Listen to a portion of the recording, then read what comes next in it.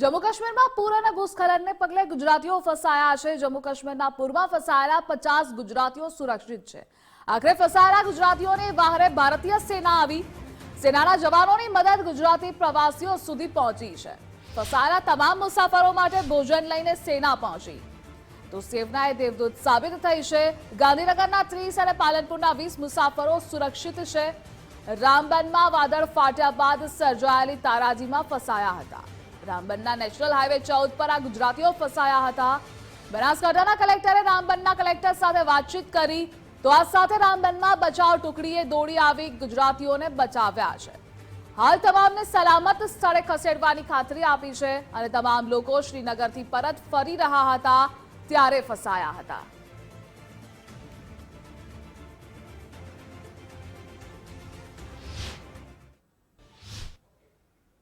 બે અલગ અલગ દ્રશ્યો ટીવી સ્ક્રીન પર આપ જોઈ રહ્યા છો। પ્રવાસીઓ એક તરફ પોકાર લગાવી રહ્યા હતા। વાદળ ફાટ્યું હતું જેના કારણે કુદરતના પ્રકોપથી લોકો હેરાન પરેશાન થયા હતા। તબાહીના અલગ અલગ દ્રશ્યો પણ સામે આવી રહ્યા છે તો બીજી તરફ સેનાએ દેવદૂત બની મદદે આવી હતી। સેનાએ લોકોના વહારે પહોંચી હતી। ભોજન પહોંચાડવામાં આવ્યું તો ત્વરિત રેસ્ક્યુ કામગીરી પણ થઈ રહી છે। લોકોને બચાવવા એકમાત્ર ઉદ્દેશ્ય સાથે સેના પણ ખડે પગે છે।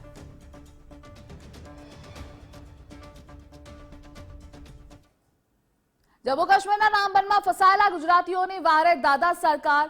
સીએમ ભૂપેન્દ્ર પટેલના માર્ગદર્શન હેઠળ ગૃહ રાજ્યમંત્રીએ આદેશ આપ્યા। હર્ષભાઈ સંઘવીએ ગુજરાત પોલીસે જરૂરી પગલાં લેવા સૂચના આપી। ગુજરાત પોલીસે તાત્કાલિક જમ્મુ કાશ્મીર પોલીસ કંટ્રોલ રૂમનો સંપર્ક કર્યો। રામબનના એસએસપીનો સંપર્ક કરી પ્રવાસીઓની માહિતી મેળવી।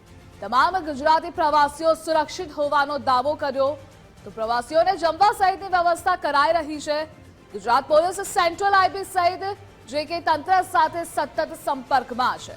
ગુજરાત સરકારે ગુજરાતી પ્રવાસીઓની સલામતી સુનિશ્ચિત કરી છે અને આ મુદ્દે સંવાદદાતા અર્પિત ન્યૂઝ વોરરૂમથી આપણી સાથે જોડાયેલા છે। અર્પિત, રામબનમાં તબાહી મચી છે, કેટલાક ગુજરાતીઓ પણ ત્યાં ફસાયા છે, તેની સ્થિતિ શું છે? જે પ્રવાસીઓ ફસાયેલા છે તમામ સુરક્ષિત અવસ્થામાં છે। 12 તારીખે એટલે કે 12 એપ્રિલે આ પ્રવાસીઓ ગાંધીનગરથી જમ્મુ કાશ્મીર જવા માટે રવાના થયા હતા। વેકેશનનો સમય છે એટલા માટે આ પ્રકારના જે મોટા મોટા ટુરિઝમ પ્લેસીસ આવેલા છે અને તેમાં જમ્મુ કાશ્મીરનો ખાસ વધારે ક્રેઝ રહેતો હોય છે એટલા માટે આ પ્રવાસીઓ જમ્મુ કાશ્મીર ગયા હતા, જ્યાં ભારે વરસાદના કારણે ભૂસ્ખલન થયું છે અને એમાં માત્ર ગુજરાતીઓ નહીં પરંતુ દેશભરના અલગ અલગ વિસ્તારમાંથી જે પ્રવાસીઓ પહોંચ્યા હતા એ લોકો ફસાયેલા છે।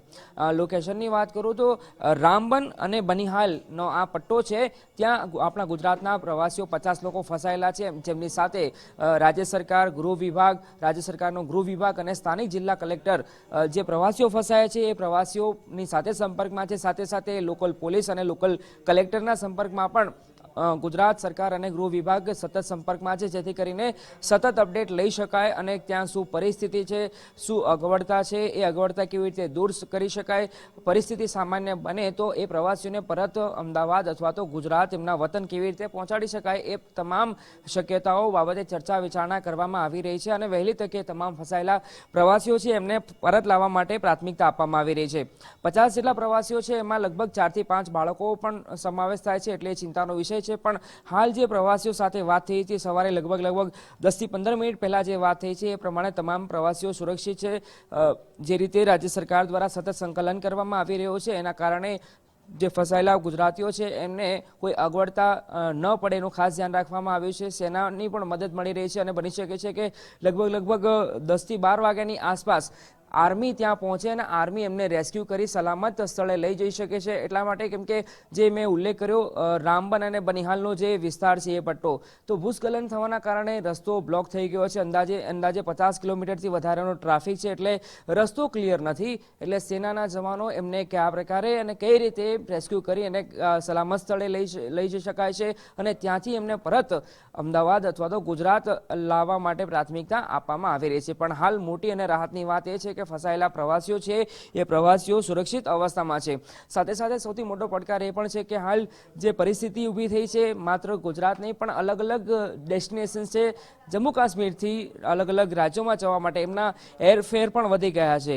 કેમ કે ત્યાં ફસાયેલી આ પ્રકારની પરિસ્થિતિ ભૂસ્ખલન અને ભારે વરસાદના કારણે લોકો હવે જમ્મુ કાશ્મીરથી પરત બેક ટુ પેવેલિયન થઈ રહ્યા છે. એટલા માટે જે હવાઈ માર્ગે આવવાનું પણ ખૂબ મુશ્કેલ બની ચૂક્યું છે. હવાઈ માર્ગના ભાડા પણ વધી ચૂક્યા છે. એટલે રાજ્ય સરકાર કયા પ્રકારે આખું આયોજન કરે છે સુરક્ષિત અને અગવડતા ન પડે એમને લાવવા માટે એના પર સૌની નજર રહેલી છે. પણ સરકારના પ્રયાસોથી, ગૃહ વિભાગના પ્રયાસોથી હાલ તમામ પ્રવાસીઓ સુરક્ષિત છે અને એમને જે રહેવા માટે જે સુવિધા મળવી જોઈએ બેઝિક એ મળી રહી હોવાની વાત પણ પ્રવાસીઓ દ્વારા હાલ કરવામાં આવી છે. જેઆરપી જોડાવા બદલ આભાર આપનો. તારાજી સર્જાય છે. તારાજી અને તબાહીના દ્રશ્યો સામે આવી રહ્યા છે. ગુજરાતીઓ ત્યાં ફસાયા છે, પરંતુ ભારતીય સેના તેમની બહાર આવી છે, તેમની મદદે પહોંચી છે, તે ખડે પગે છે. તો આ સાથે રાજ્ય સરકારનો ગૃહ વિભાગ પણ ત્યાંની પોલીસ સાથે સતત સંપર્કમાં છે, અપડેટ થઈ રહ્યું છે.